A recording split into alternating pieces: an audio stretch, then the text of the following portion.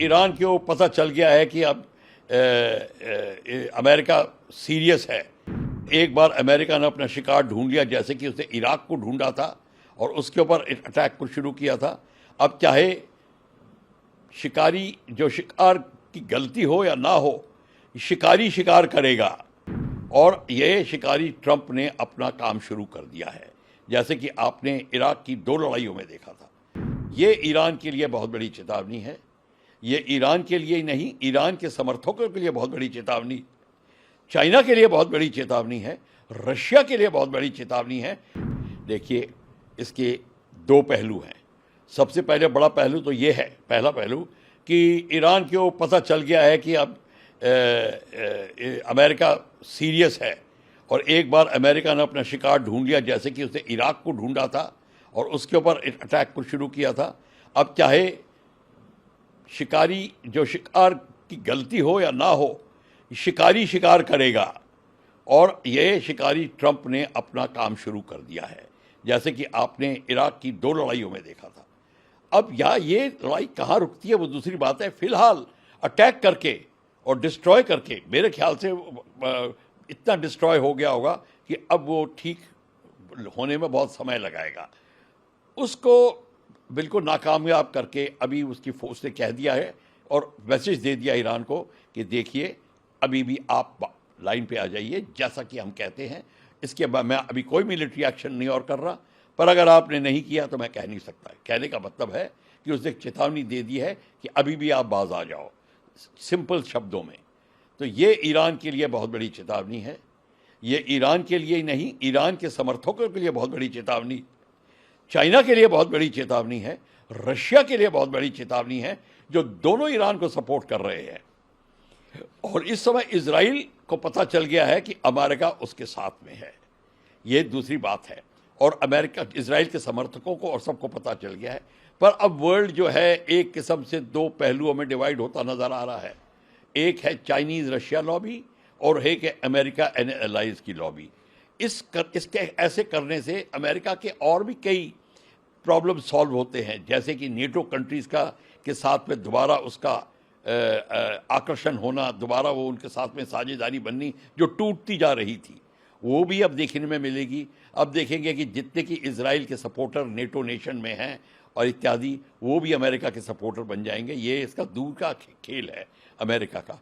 पर इस सब को लेकर भी एक दूसरा पहलू मैं ये बताना चाहता हूँ कि जिनीवा कन्वेंशन के तहत एक न्यूक्लियर पावर प्लांट, एक डैम और जो डाइक्स होती हैं, जो कि नीदरलैंड में समुद्र को रोकने के लिए दीवार बनाई जाती है, उनके ऊपर अटैक करना प्रबंधित है। मतलब उसके ऊपर अटैक नहीं कर सकते, टोटली बैंड है।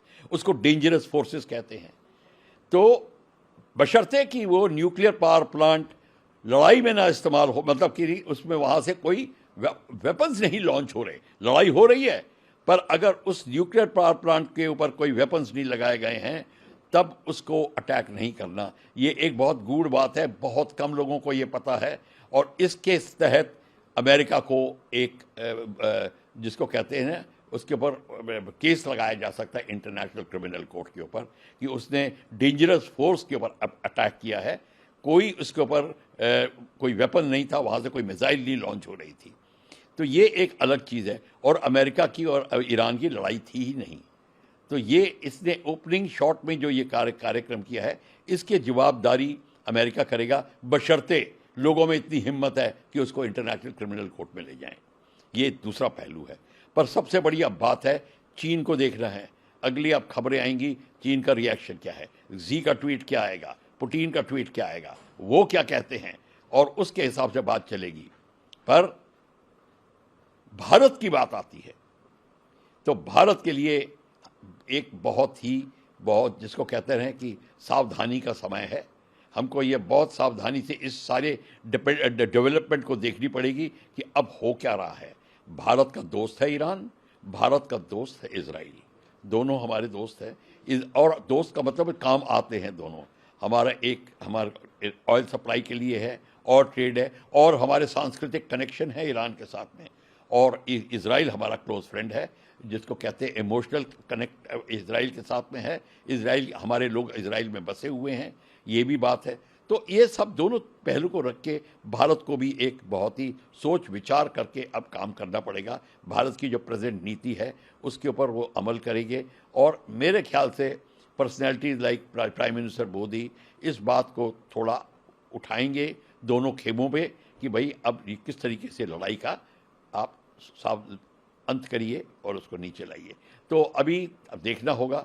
अमेरिका के पास वेपन्स हैं, MOAB, maximum ordnance, airburst, deep penetration bombs हैं जो B-2 बॉम्बर से लॉन्च करता है। उसे न्यूक्लियर वेपन भी लॉन्च कर सकता है, वो दूसरी बात है, पर हैवी वेपन बॉम्ब्स हैं, ये 200 फीट गहराई के अंदर जाकर पहाड़ों में से निकाल के, जो अगर कोई जगह छुपी हुई हो उसको भी निकाल सकते हैं। तो ये बहुत ही विध्वंसक बम है, जैसे कि आपने अफगानिस्तान में देखा था डेजी कटर 2, ये उस कैटेगरी के बॉम्ब हैं और वैसे ही बॉम्ब हैं। तो अभी बमबारी भी बहुत है, अब हानि भी बहुत होगी ह्यूमैनिटी की, एनवायरनमेंट की। इस सब का निवेश, इस सब का जो रिजल्ट होगा बहुत हानिकारक होगा। अच्छा हो कि कोई इनका बीच बचाव कर पाए और ईरान इजराइल को साझेदारी की टेबल पे बैठाया जाए और नेगोशिएशन शुरू की जाए।